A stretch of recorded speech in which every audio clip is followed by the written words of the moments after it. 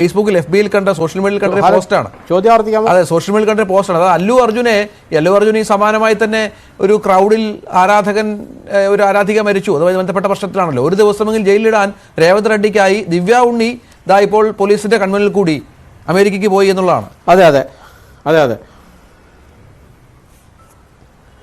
എൻ്റെ രഞ്ജിത്തെ ഒരു കാര്യം മനസ്സിലാക്കേണ്ടത്, ഈ മൃദംഗാഭിഷൻ എന്നൊക്കെ പറഞ്ഞത്, ഈ പ്രഘോഷ് എന്നൊക്കെ പറയുന്ന ആളുകൾ, എനിക്ക് തോന്നുന്നു ഇവർക്കൊരു മുഖംമൂടി മാത്രമാണ്. ഇവരുടെ പിന്നിൽ കാര്യമായിട്ടുള്ള ആരോ ഉണ്ട്.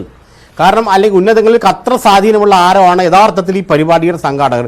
അവരുടെയൊക്കെ ബിനാമികളാണ് ഈ പ്രഘോഷ് എന്ന് പറഞ്ഞ ആളും അല്ലെങ്കിൽ ഈ നമ്മൾ പുറത്ത് കാണുന്ന ഇതായിട്ട് ബന്ധപ്പെട്ട് പുറത്ത് കാണുന്നവരൊക്കെ ഈ പറഞ്ഞ ഉന്നതങ്ങളിൽ ഇരിക്കുന്ന അല്ലെങ്കിൽ ഉന്നതങ്ങളിൽ സ്വാധീനമുള്ള ആരുടെയൊക്കെയോ മുഖംമൂടികളാണെന്നാണ് എൻ്റെ വിശ്വാസം. കാരണം അതിനെക്കുറിച്ച് നമ്മൾ അന്വേഷണം നടത്തിയേ പറ്റൂ. കാരണം മധ്യപ്രവർത്തനം അടക്കം അന്വേഷണം നടത്തുക എൻ്റെ വിശ്വാസം അതാണ്. ഇത് കാരണം അതല്ലെങ്കിൽ ഒരിക്കലും ഇത്രയും പ്രശ്നങ്ങൾ ഉണ്ടായിട്ട് പോലും, ഇത്രയും സുരക്ഷാ ഇഷ്യൂസ് ഉണ്ടായിട്ട് പോലും യാതൊരു ആദ്യഘട്ടങ്ങളൊന്നും യാതൊരു പ്രതികരണം ഒരു ഭാഗത്തും ഉണ്ടായില്ല. മന്ത്രി പോലും പറഞ്ഞു അവിടെ സുരക്ഷാ വീഴ്ച ഉണ്ടായിട്ടില്ല. അപ്പം മന്ത്രിക്ക് പോലും അങ്ങനെ പറയേണ്ടി വരുമ്പോൾ മന്ത്രിക്ക് മുകളിലുള്ള ആരുടെയൊക്കെ ആളുകളാണ് ഇവരെന്നുള്ളത് നമുക്ക് ഉറപ്പായിട്ട് വിശ്വസിക്കേണ്ടി വരും.